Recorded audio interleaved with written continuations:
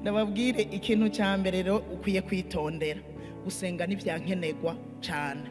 Urakeneye amafaranga, sibyo none? Bana murakeneye kwiga cyane mugashika kure, naho abavyeyi batashitse ni vyiza cyane.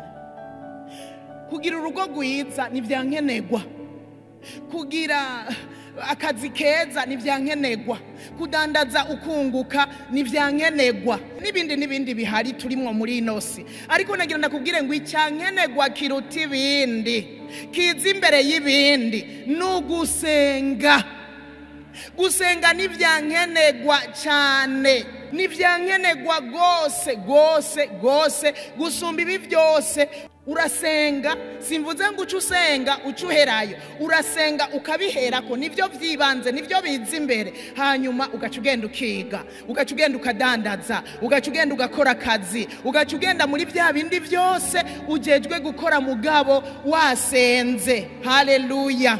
Gusenga nivyo bituma tugiriranira imigenderanire myiza n'Imana. Rero ubihevye uzobura umuntu uvuga ngo uri uw'Imana mugabo atamigenderanire mufitaniye. Ubivuga ku munwa, kuko vy'ukuri twari dukwiye kuba abakristo bafitaniye imigenderanire myiza n'Imana. Abafitaniye imigenderanire myiza n'Imana baraganira kuko muri iyo migenderanire nyene ikomera ikaba myiza kubera uko kuganira. Haleluya. Mu bintu ukwiye kwifuza kuronderana umwete cyane kuruta ibindi, urondere akanya ko gusenga. Mu byo ukwiye gukora imbere y'ibindi byose kandi imisi yose no gusenga. Ngo musengere muri mwemu, niyo mpanuro Pawulo yari karaha aba banyefeso. Arababwira ngo musengere muri mwemu ibihe byose mu buryo bwose bwo gusenga.